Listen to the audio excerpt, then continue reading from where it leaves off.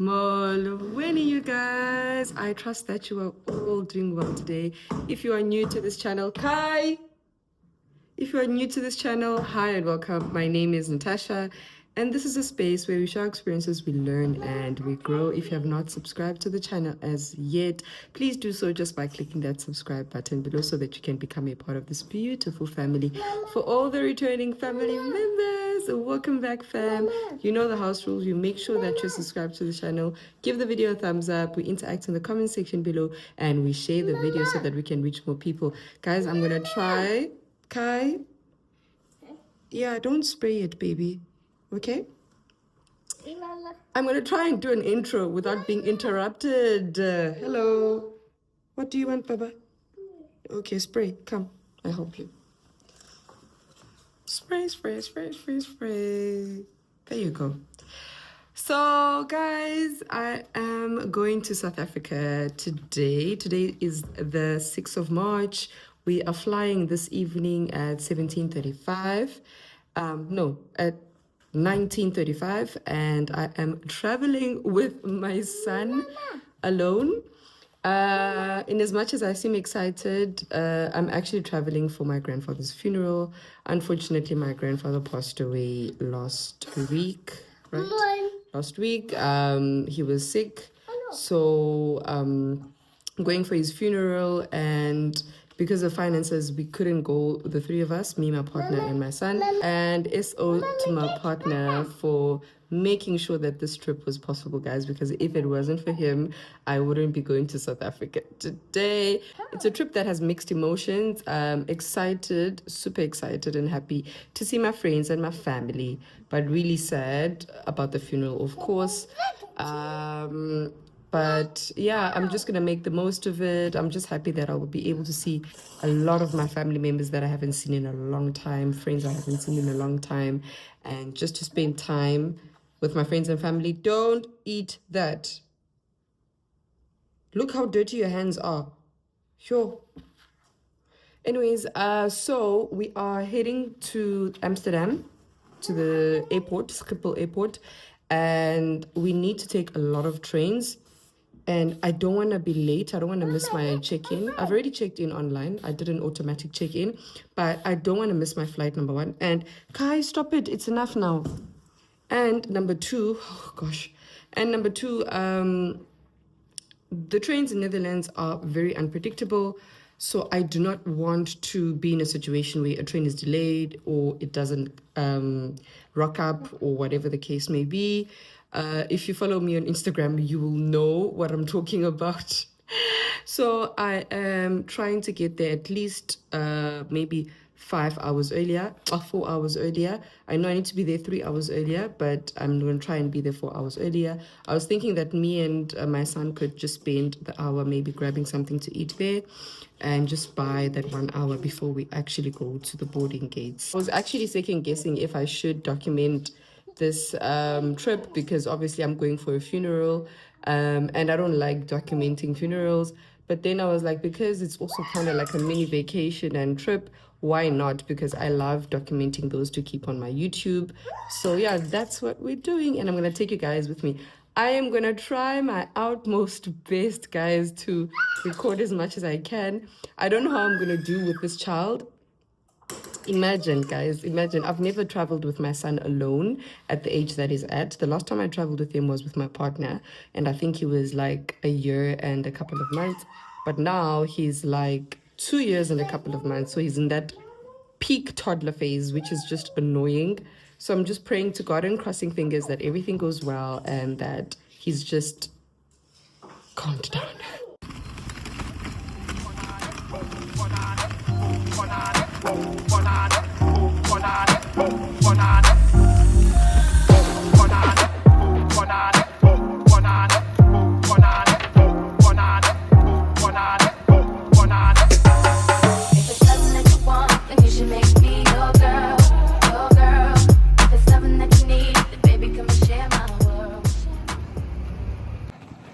We are literally still walking to the train station. I'm actually walking like slower than I usually do because we are super early. Now I feel like that meme, like uti, when the flight is at 3 p.m. and my parents 7 a.m. they're already at the airport. I really feel like I'm that person. So what I'm thinking is we are going to catch an earlier train from Bookstall to Den Bosch and maybe just roam around there for like 15 minutes because I've actually never been to Den Bosch, so I'd like to actually see how it looks. I have been, but not like during the day, so that I can see how it looks and whatever. So I think that's what we're gonna do. We're just gonna catch a train from Bookstall to Den Bosch and just roam around there for like 10 or 20 minutes, and then from there we will catch the train to Amsterdam, Schiphol, to the airport basically. Yeah, so it's nice and warm today in the Netherlands. There's hope that spring is near. I feel like it's actually too warm for the month we are in, and I'm worried that summer might be extremely hot, but it is what it is.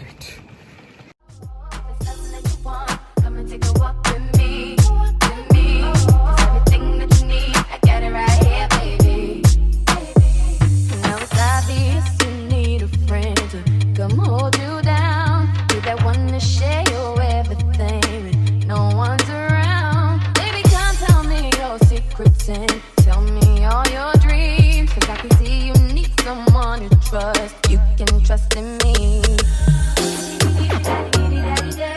So just call me whenever you're lonely. I'll be your friend, I'll be your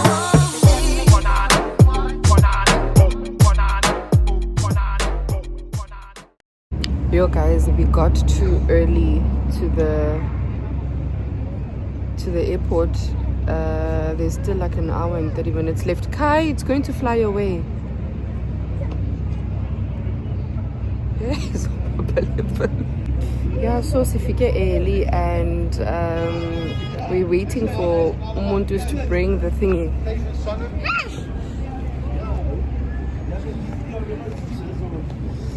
We're waiting for Umuntus to bring our suitcase because he left with it when he was going to work this morning, because I wasn't going to be able to push the suitcase and push Kai's stroller at the same time.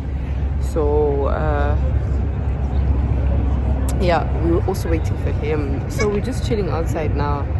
Like, Kai hasn't taken a nap the whole day. He was actually trying to sleep in the train from Den Bosch to Amsterdam, but then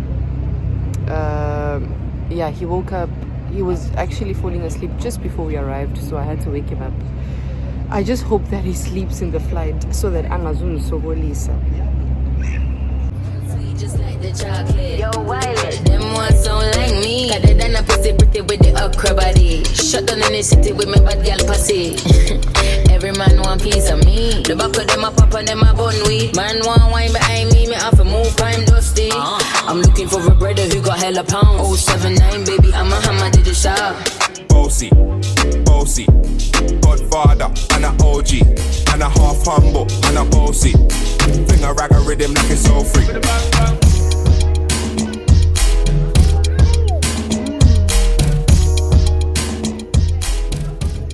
Kenya 107. The station is Nairobi. My name is Hunter. The passenger today is Agila Kevin. Taking care of in the cabin is flight Osoro.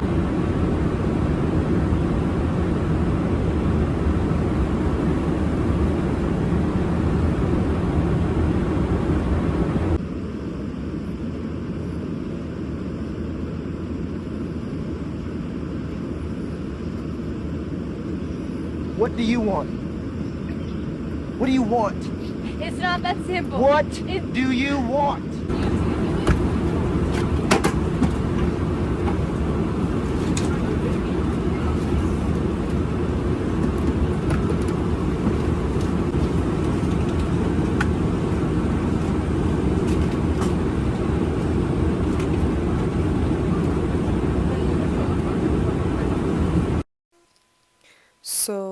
this was the Premium Plaza Lounge where we had our layover. We had just finished taking a shower over here, and I thought to give you guys a bit of a bathroom tour. It was nothing extravagant or anything like that, but it was a nice, clean and simple bathroom. I was a bit angry about the water because it kept on doing weird things, like it would be extremely hot and then a bit cold, but it did what it had to do, and we were nice and freshened up after this shower. Then we headed over to the buffet. The food wasn't that great, but I ate what I could. Very beautiful space though. They had a lot to offer, but it was not fresh. Very, very beautiful space. There's also this type of area where you could sit and just lounge around. And I was actually sitting here because I needed some space to move around because of the child.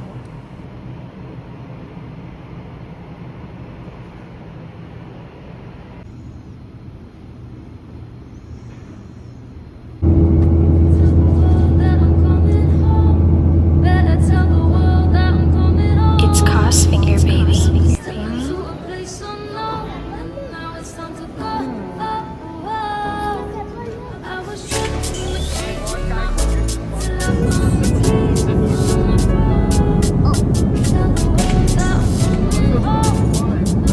It's Cos Finger, baby.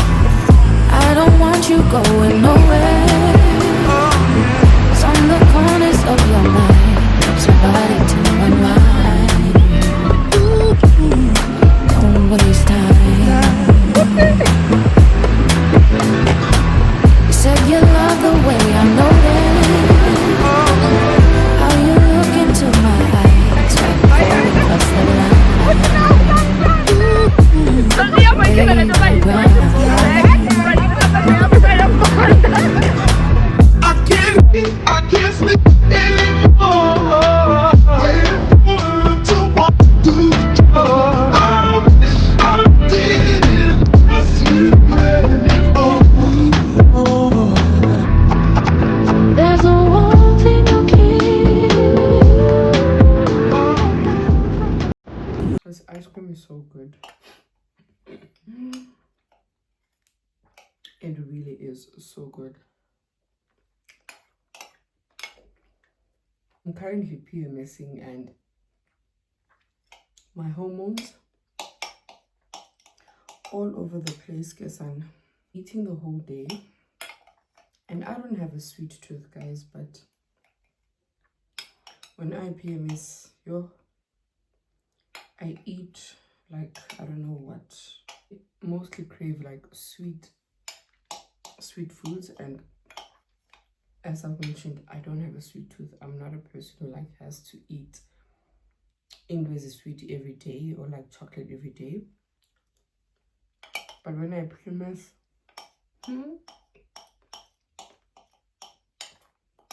child, you would swear that I have a sweet tooth. I've been eating chocolate this whole week,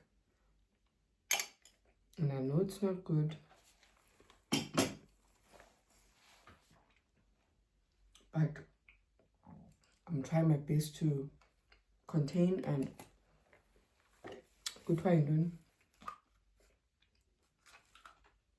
like have self-control, because I also don't want to overdo it and then have a stomach ache or something. Also, like, I easily have inyongo, and there's good time don't I be like, sorry in English, it's like is it called bile? I'm not sure, but the colors burning younger, so I have to kind of like really control my intake when it comes to sweet foods, because I easily get inyongo, which is why I constantly have to cleanse my system and my gut every 3 months. But yeah, anyways, I wanted to give you guys a bit of a breakdown of how the trip to South Africa went, what went down, because obviously I didn't take a lot of clips of my week in South Africa, but I was like, I'm gonna sit down and actually tell you guys how it went down and what actually happened. As I've mentioned in the beginning of the clip, or rather the video, that I went for my grandfather's funeral. So this trip was not planned at all. It really happened so unexpectedly, and with that being said, I also actually hadn't planned for it financially. So when I found out that my grandfather passed away, I kind of like made terms with the fact that I wouldn't be able to go to the funeral. But then my partner was like, no, if you want to go, then I think it's a good idea that you should go. And he gave me the funds. So SO to my partner for really sponsoring this trip, because literally if it wasn't for him, I wouldn't have gone to South Africa. So that was the main reason why I went to South Africa. And I think I was really excited to actually see my family and see my loved ones and my friends and just be in my country, in familiar territory and all of that. So in as much as the occasion was not the best, or it was rather like a sad occasion of me going to South Africa, but I was also really excited to just see my loved ones and just be in my city. And yeah, so we left on a Thursday, if I'm not mistaken. Initially, the plan was that I wanted to leave on the Wednesday and get there on the Thursday, so that the Friday I could do my nails, do my hair, and prepare, because I wanted to do cornrows, because I hadn't had cornrows done in over a year, obviously, because I can't find anyone to do cornrows on my head here in the Netherlands. And I wanted to do my nails, because I hadn't done my nails like since I graduated in 2023. So I just wanted to look proper for the funeral, right? But then, because flight tickets were cheaper to leave on a Thursday than on a Wednesday, obviously I had to do an opportunity cost. So we ended up leaving on a Thursday. We got there on a Friday night. Yeah. So we flew with Kenya Airways, guys, and my goodness, I really hate that I have to rate them so bad. Come on, because we're all about supporting our African brothers and sisters. But Shem, guys, I have to be truly honest about the experience here with the Kenya Airways. So I've only flown with Qatar. So when I came to the Netherlands, the first time I flew with Qatar, when we went to South Africa,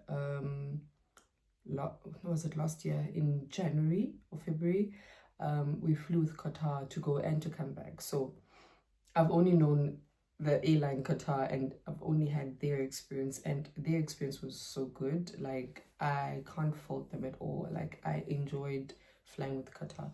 But because of finances this time, and because of convenience in terms of imali, obviously, I was like, okay, let me just take what is there. Beggars can't be choosers. We decided to take Kenya Airways, and I wasn't really happy, guys, with the experience. First of all, When I flew with Qatar, I always got first preference because I was traveling with a child. So even when I got to the airport, when I got to the queue, when we were at the boarding gates, they always took me to the front of the line. Every time they prioritized me, even during the flight, they would check up on me, they prioritized me, you know, they made sure that I was okay because I think they understand and know the struggle of traveling with a toddler. But then with Kenya Airways, guys, like it's just like you're a normal flyer to them. You're just a human being, whether you're traveling with a child or not. So yeah, they were nice and friendly, I won't lie, but in terms of service and you know, I loved the fact that Qatar kind of like understood motherhood, and I felt like Kenya Airways was just seeing you as a normal person, as a normal flyer. So they didn't really prioritize me. So I was just struggling by myself, guys. Imagine I had so much baggage. If you follow me on Instagram and TikTok, you'll see I posted some pictures. I was carrying so much baggage. I was carrying my handbag, I was carrying like on-hand luggage and my son's backpack, and I think there was one more bag, and then there was the stroller. So it was just a lot, right? Airway stroller, they do take it with the luggage, and then you get it when you get to your destination, but still that help really does make a difference. So that was the first thing that I didn't like about Kenya Airways. And then the other thing I didn't like was the fact that the food for me was not it. Like when we first took the flight from Amsterdam to Nairobi, because we had a layover in Nairobi, right? I think it was around about a 6 or 5 hour layover. And so we had to fly from Amsterdam to Nairobi. We got to Nairobi and we had to be there for like 5 or 6 hours, and then we would take the next flight from Nairobi to OR Tambo. And so what we did was my partner suggested that we book at a lounge where we would be able to just freshen up, get something to eat, and just relax before we take our next flight, which was a brilliant idea. Because last time when we flew, we didn't book any lounges. I remember we had to sit at Doha. I think it's called Ahmed International Airport in Qatar. It was like, yeah, it was not nice. We were just roaming around the airport the whole 6 to 7 hours, and I was like, I am not doing this again. So this time we decided to book at a lounge. It wasn't really expensive. I think it was like $70 or $50, so which was not really bad. Yeah, the food was really bad. So the food from Amsterdam to Nairobi was bad. It was dry, it was tasteless. What really helped us was that I actually got food while we were waiting in Amsterdam, because we got to the airport so early. As I mentioned in the previous clips, guys, we got to Amsterdam super early. I think I just didn't want to be late, and I was super excited. So what helped us was that we had eaten in Amsterdam, and so when we were on the flight, not very hungry, yabo. So the food was horrible. Then we got to Nairobi. In Nairobi, the lounge we booked at, guys, beautiful lounge, beautiful staff, friendly staff. Everything was superb, but the food, oh my gosh, horrible. I don't know if it's because we got there early, because our flight landed in Nairobi, I think it was around 6 or 7, if I'm not mistaken. So maybe they hadn't prepared fresh food, and this is me trying to think the best of them. I just thought, okay, maybe they hadn't gotten time to prepare like fresh food for us, so maybe that's why the food seemed so dry, and it seemed like it has been sitting there for like days. That's how it tasted. So I didn't really finish it. I just literally ate a bit. I think it was like literally just a teaspoon of everything, and then I was like, no, I'm good. So that was that. And then after that we got onto a flight. Oh yeah, we also got to shower at the lounge, which was really nice, as I've showed in the previous clips. And then we flew to OR Tambo, and my goodness, I was so happy, guys, when I got to OR Tambo. Like, guys, there's something just about South Africa. You know, South Africa has got its challenges, its issues, its problems, some of the things that are really frustrating, but South Africa has got this unique thing about it. And I don't think any other country has it. But when you're from South Africa and you move out of South Africa and you move abroad, when you go back home, there's just something that you feel when you go back home that I can't really explain. It's just that orange, I don't know if it's maybe ubuntu and the friendliness and just that warmth of the people and the physical warmth of the weather. And remember, I left Netherlands and it was winter, so getting there in summer, and obviously I'm a heliophile, guys. I thrive during summer, so it was just a cherry on top for me. So anyways, we got there and obviously we landed, got our bags, and then we literally had to rush to go and take the next flight from Johannesburg to Port Elizabeth. So yes, it was in total 6 flights, 3 to go, 3 to come back. I was so exhausted, guys. Yo, guys. Anyway, so we got to PE. I think we got to PE around just after 8. And guess who fetched us from the airport? The Uber driver. If you don't know who I'm talking about, then just watch the previous video before this one, and then you will know who the Uber driver is. He fetched me and my son. Oh yeah, did I mention that I left with my son? Obviously, you guys would have seen from the previous clips.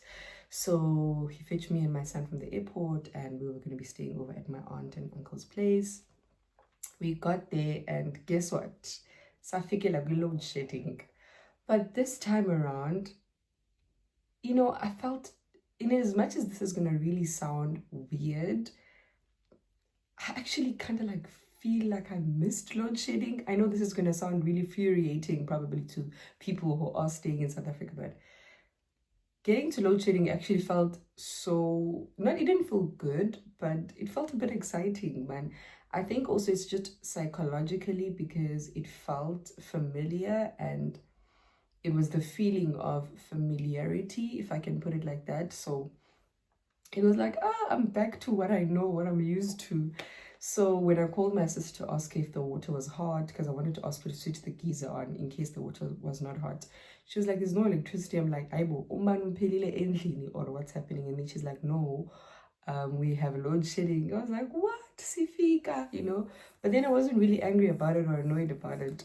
So yeah, when we got home, it was dark in the house, and I think we only had to wait like 20 minutes, and the electricity came back. Then we took a shower. We didn't take a shower, we took a bath, which felt so good, because where we stay now in the Netherlands, there's no bathtub, there's only a shower. So it felt really nice to just soak myself in the bathtub. And I think it also felt so good for my son, because my son loves water and he loves just being in water, right? So he's used to the shower here. So in South Africa, we got to experience the bathtub. So I think he really enjoyed it. And then I think around 10 p.m., my sister and my aunt arrived, because they were still back home where the funeral was going to be, in a different, in a location, basically. A location, and I was in the suburbs, if I can put it like that. Then sit down where my aunt and my uncle stay. So they got home around 10. Obviously the excitement, catching up, you know, it felt so good to see my family, guys. And then long story short, I literally slept for 2 hours on that day. Mind you, the funeral's the next day, and we need to be at the family home at 6 a.m. So me and my sister were catching up, guys, because we hadn't spoke. We speak obviously once in a while when I'm in the Netherlands, but it's not the same when you're with the person physically, you know. So we were just trying to catch up, and I think we started talking, I think around 12 midnight. And by the time we checked the time, I think it was close to like 4 a.m, sorry. And we literally had to be up. Not even up, we actually had to be at the family home by 6 a.m. So we were just talking, and then I think around 4 we're like, okay, let's try and get, even if it's an hour's sleep, because this is not normal. So on the day of the funeral, guys, we were so exhausted. Like, we were so exhausted. And because we called this upon ourselves. We did this to ourselves. So anyways, day of the funeral, we were obviously late because we hadn't slept. So my uncle suggested that no, he's gonna take the one car, and then I can drive, me, my 2 sisters and my son with the other car, his car. It felt so good driving his car, guys. He's got a very beautiful car. He drives an Audi, right? So I took his car and we drove to the funeral, or rather to the family home, rather. It sounds weird. We drove to the family home, and obviously we got there a bit late. The funeral had already started, but at least we got there. Then it was the day of the funeral, and obviously I always feel a bit weird about taking videos during a funeral. I really find it really strange, so obviously I didn't take any videos during the funeral. But the funeral went well. It was just a funeral, guys. I don't know how to explain. Like, sometimes when people ask me, like when I got back to work, people ask me like, how did the funeral go? And I was just like, I don't know. It's one of those questions that I don't know how to answer. It was just a funeral. It went. So that was the day of the funeral. Then we came back at home around 8. I had to cook, but my little sister helped me to cook. We cooked dinner, and it was a full house, guys. It was a full house. We cooked dinner, and then after that, we rested, I think, on that Saturday. And then on the Sunday, we had to go back to the family house because they were going to slaughter a sheep. It's just things that they do traditionally. So we had to go back there. And also, there was a bit of a meeting that happened. Gonna share that soon as time goes by. But yeah, we had a bit of a meeting, like 2 families meeting together. So on that Sunday, they slaughtered that sheep, and it was just kind of like a time now for close family, because obviously on Saturday it was everyone. It was different people from the neighborhood, family, friends from afar. Like, it was just everyone, you know, my grandfather's colleagues, ex-colleagues, and all of that. Then on Sunday, it was literally just an intimate thing for just close family and immediate family. So that was also nice. I got to properly catch up with some of my cousins, you know, family, friends. It was really, really, really nice, guys. And on that Sunday, we went home, I think around, at least we didn't get home around, we didn't get home too late. I think we got home around 6 p.m. And then we just got home. Everyone was just exhausted. We would get home, take a bath, and sleep every time. So on Monday, I decided that I was going to spend that week before I left just running errands, because I wanted to buy some toiletries and just some stuff that I can't get in the Netherlands. So again, on Sunday, I was catching up. Not on Sunday, on Monday. On Sunday, yeah, I was catching up with my little sister. So I had another 2 to 3 hours sleep. Guys, every time people ask me at work, how was your vacation? I was like, if only you knew, this was not even a vacation. Like, I spent almost 2 days traveling on the road, and I spent the rest of the other week that I was in South Africa, like literally just up and down, up and down. Like, I even lost so much weight, guys, when I was in South Africa, because I was just moving around and I wasn't resting very well. So yeah, anyways, on Sunday I slept for like 3 or 4 hours catching up with my little sister, because she was going to leave the next day. And then on Monday, my brother finally came through. It was so nice seeing him. Spent at least 2 days with him, and again had about 3 to 4 hours sleep because I was trying to catch up with him and all of that. And then I decided that on Tuesday I wanted to go and do my... Man, guys, let us pause this video a bit. We will get back to it shortly. But how can I not tell you one of the most important parts of my vacation to South Africa? And the fact that we got escorted back home by traffic officers. Let me tell you how it all went down. So my grandmother asked if she could see me for a meeting, right, before we headed back to the Netherlands. I agreed. So on this day, we had the meeting, and before I left back to my uncle's place, my family, Emakaya, kept on telling me how I need to make sure I drive home fast and make sure I am safe because it's no longer safe. Like, they just freaked me out and all the stories that I heard, right? And then not me struggling to go over a short, small hill, guys. And the fact that I hadn't driven a car in South Africa in 2 years was not an excuse. And the fact that I was driving my uncle's car for the first time was not an excuse, guys, because I am a good driver. But let me tell you, I struggled to go over that hill. And lo and behold, the traffic officers just appear out of nowhere behind us. The way I prayed, guys, because I didn't even have my driver's license with me. Anyways, I was just praying that it's someone that I know. And long story short, guys, it happened to be one of the traffic officers who actually is a family friend, someone that I know and I have known like for the majority of my childhood. Anyways, he escorted us back home because I just couldn't drive the car. I was so freaked out. And I'm so grateful to God that it happened to be, firstly, someone that I know and someone that I felt safe around.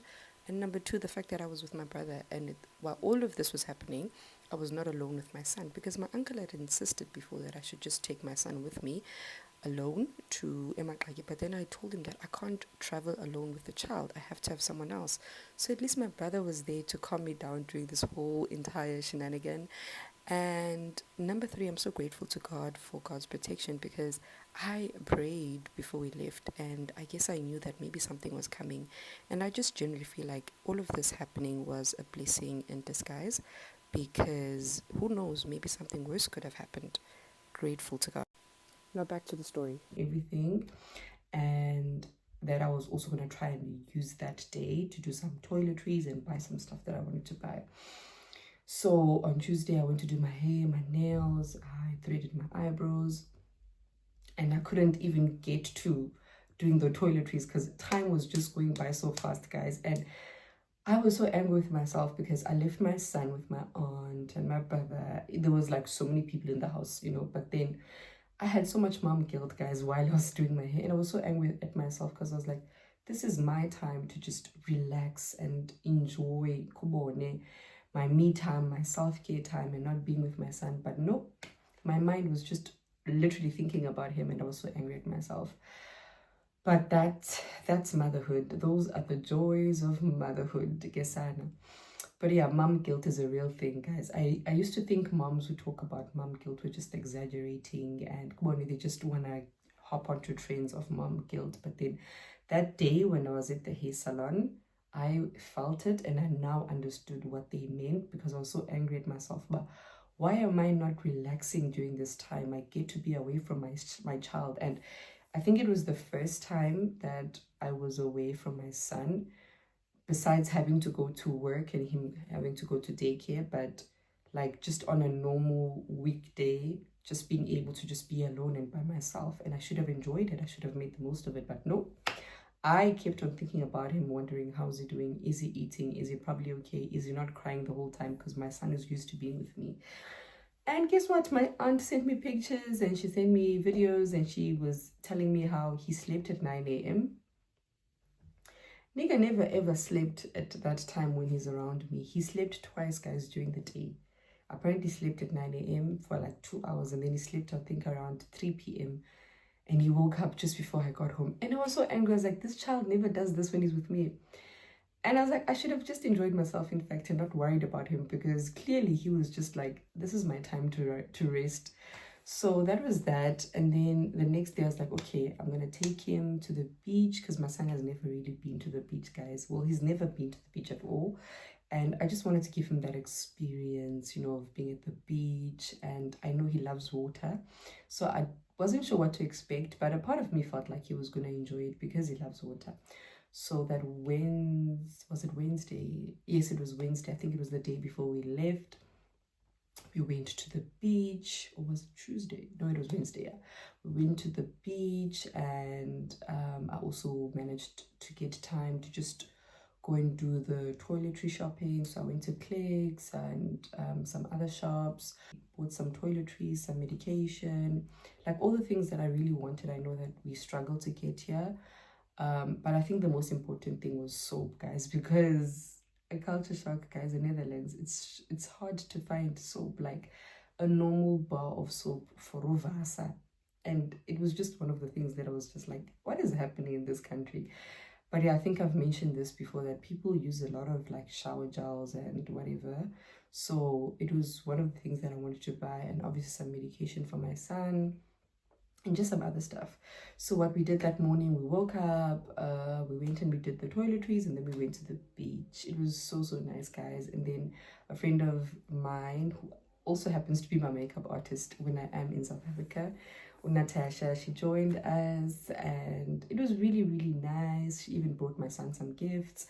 It was really, really nice, guys. I really enjoyed it. I think just being in familiar territory, just, you know, being in my hometown, you know, the town that I grew up in all my life, it was really, really nice. There's just something that you feel when you have moved out of your country, and it's really hard to explain to people who haven't had that experience, but there's no place like home. I think my aunt really explained it so well while I was chatting to her, and she said, you know, we take things for granted. It's only when you experience something different you realize how blessed you were where you are, you know, or where you were, or kubone, in general, how blessed you were in a specific position. And it's only once you move from that position and you experience something different, because we always have this perception and think the grass is green on the other side or whatever. But once you actually experience the other side, and then you're like, in fact, I appreciate what I had. And it's only then you'll realize that you actually had a good thing going on. I don't know if that makes sense, but yeah, that's what I felt. And that's not to take away from the beautiful experience that we have here in the Netherlands and all the good things that we have going on here, but it's just the reality. And I think it's important for us to actually talk about the realistic side of things and not always follow these influences and people who glamorize living abroad and make it seem like it's this glamorous thing and it's full of happiness and there's no sadness or pain or regret or what do you call it, sacrifice. It's like there's no sense of sacrifice that has been made.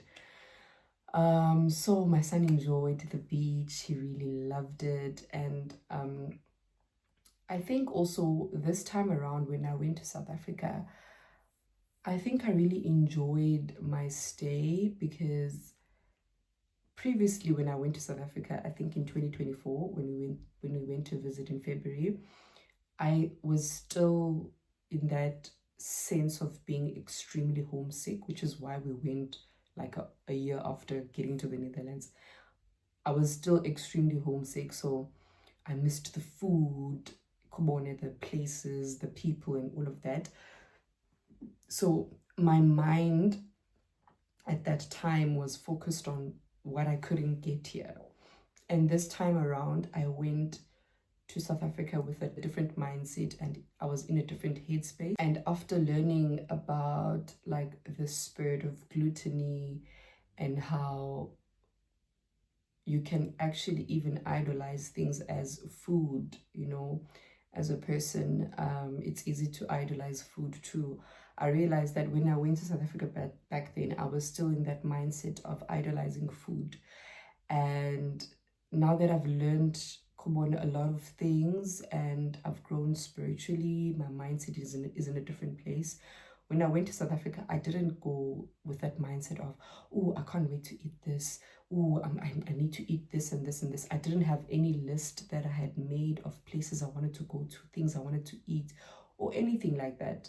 Yes, it felt really good to eat some of my favorite foods and, you know, to go to some of the places that I really love in my country, in my hometown. But this time around, like, I was okay with not going to certain places, not eating certain foods, not seeing certain people, or missing out on certain things, because I think the most important thing for me when I went back home recently was just spending time with my family, because I think my grandfather's passing just made me realize how also living abroad and not being able to see your family often, and when something like that happens, like when death happens and you're so far, and worst case scenario, not having the means to go back home, you know, it really hurts, guys, because even though I had accepted that, okay, maybe I might not be able to go to my grandfather's funeral, but it really did hurt that, oh my gosh, like my worst nightmare is actually happening, which is having a family member, a close family member pass away, and I'm so far away. So I think my grandfather's passing just opened my mind in the sense that whenever I do get a chance to spend time with my family, I think just being around them, catching up, and just having meaningful, heartfelt conversations. Like, me and my family members, guys, have deep conversations, like deep conversations. So yeah, I'm very close to my family. So I think I just went to South Africa with that mindset, Yoguti. I just want to experience my family. I just want to, you know, spend time with them and just be intimate with them as much as I can. And whether it's in whatever circumstance, in whatever household, whether we eat cabbage and pap the whole week, or silumpok, or whatever it is, those are actually nice foods, guys. Not to downgrade them or anything like that, but I'm just trying to emphasize the point that I'm making, that to me those things didn't matter. It's like just in a space where I was okay, guys. I was okay if I didn't eat everything that I love. I was okay if I didn't see everyone. I was okay if I didn't go to some of the places I would have loved to go to.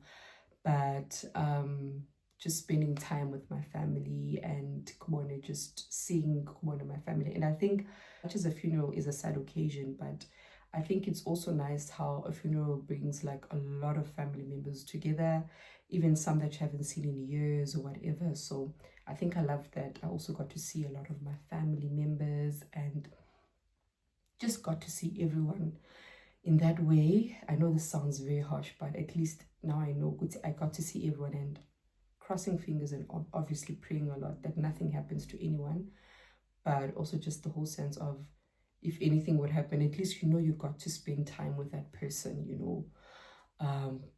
Yeah, guys, staying abroad is not easy, and I honestly get so frustrated when people glamorize it and make it seem like it's this glamorous and all happy occasion or whatever. It's not. It's really hard. It's literally a sacrifice that you make as a person, and you also have to kind of like suffer the consequences of your actions and suffer the sacrifice. So yeah, so I believe that everything that happened and everyone I got to see, what I got to eat and experience and do, I think it was just according to God's plan, and I'm just grateful that everything that I hoped I would be able to do, I did. Yeah, there are some family and friends I couldn't see, but I do believe that maybe God has a reason why it didn't happen. Yeah, and that was our South African stay, guys. It was really short. It was literally a week and I think 2 days. It wasn't really long, so I didn't have a lot that I was doing, but just that 1 week felt so good. And yeah, we flew back on the Thursday. Got to meet my friendship in Johannesburg, and she really helped me a lot because I was overweight, guys, in the sense that my luggage was over 23 kg, so I had to maneuver around, shift a few things around the bags. So at least she helped me with my son, because my son was just all over the place. He's a toddler, obviously, so yeah. By the way, I am never ever traveling with a toddler again, guys. You? I am not doing that again. Not ever again. The next time I travel with my son, at least he'll be older, which I'm grateful to God for, and I hope I'll be able to travel with my partner should we travel again. But if I am to have another child, I am not traveling with that child while the child is still a toddler, guys. If I have to travel with a toddler again, I am traveling with my partner or a family member or whoever. I cannot do it alone again. It's a lot. It's really a lot. My son was really okay during the flights. He was very restless in the beginning. Obviously, I think the altitude and the takeoff and all of that. But during the flight, he slept most of the time, was a bit restless from time to time. But it wasn't really bad, but it was all not smooth sailing. It was quite a lot, guys. And it did become a bit overwhelming from time to time. But it wasn't bad. I'm really grateful to God for that. And I think I mentioned this in one of the posts on my Instagram, that I was so grateful that I kind of like sleep trained my son, in the sense that we always have a set time for him to go to bed. So 8 o'clock, latest 8:30, he has to be gone. He has to be in bed sleeping. And that's just something that we've done like for the past year. And it really helped, because even during the flights, once it was like 9 p.m., he was already restless and obviously because his body clock is telling him that it's your time to go to bed. So that really helped because he would fall asleep and then at least he would be asleep for like 5 hours or so during the flights. The only thing that I regret doing was that on our flight back, so we flew from PE to Johannesburg, and we got to Joburg I think around 8 p.m.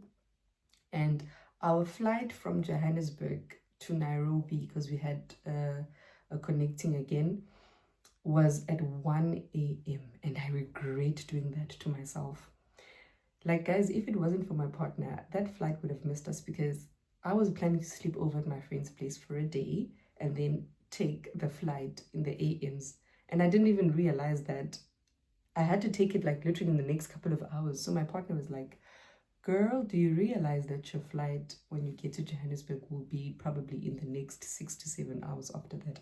I was like, hi bonjani, until I calculated, guys, and I was like, yo, that would have been the moomish of the day. Yeah, well, so yeah, but thank God that he made me realize that. So I was stuck at the airport from like 8, so it was 9, 10, 11, 12, 1 for like 5 hours. Then our flight got delayed, so I was at the airport actually for like 6 hours. So luckily my friend was with us, Shem. She was with us, I think, from like when we landed until around 12. I was like, okay, maybe she can go now because and she's got work the next day. So she took an Uber back home, and I think then it was just like an hour before we boarded. Guys, I am never doing that again. I am never ever taking that flight again. It was the worst thing I could have done to myself, because if I knew, yeah, I wouldn't have taken that flight. I prefer a flight where the layover is very short. Not the layover, but like if I get to the airport, I want to stay like for 1 or 2 hours at the airport and then take the next flight. So I don't like into your especially at the airport. Yeah, well, and if I knew, maybe we would have just booked at the lounge or at a Tambo also and just sat there. But then again, it would have been a waste of money, because during that time, it's night time. So your body is already telling you that it's time for you to rest. So if you don't book like a hotel and go and actually sleep, then what's the point of just sitting at a lounge? Because I think that's what was very strenuous, was the fact that it was time to sleep. So your body wants to sleep, but you can't sleep because you need to catch the next flight. So that was just the worst. I'm never doing that again. But yeah, anyways, eventually after the flight got delayed for an hour, I think we eventually boarded, and there was so many kids on the flight, guys. I was so anxious. I thought it was going to be a very, very hectic one, but strange enough, the kids did well. Like, there wasn't any hassles from any kid. They were just normal. Like, it was nice and just peaceful. And yeah, we flew from Johannesburg to Nairobi and got to Nairobi, I think, Ekseni. And then our connecting flight was also just very short. It wasn't very long. I think we were just there for like an hour. Then we flew again from Nairobi to Amsterdam. Then when we got to Amsterdam, Umuntus fetched us from the airport, got home, took a shower. I was finished. I just spent the whole weekend resting and bendigoa, guys. When I came back, bendigoa Shem. And I think bendigoa is by the fact that I think I just realized that I missed home. I missed my family. I missed my friends. I just really, really missed home, and it wasn't easy, Shem. It wasn't easy. And I think it was just coming back to the winter and the cold weather. I was just like, oh. Yeah, so that weekend, yeah, I spent just in the Goa. But then I felt better after like a week. I was like, okay, I'm back to my new life, and it is what it is.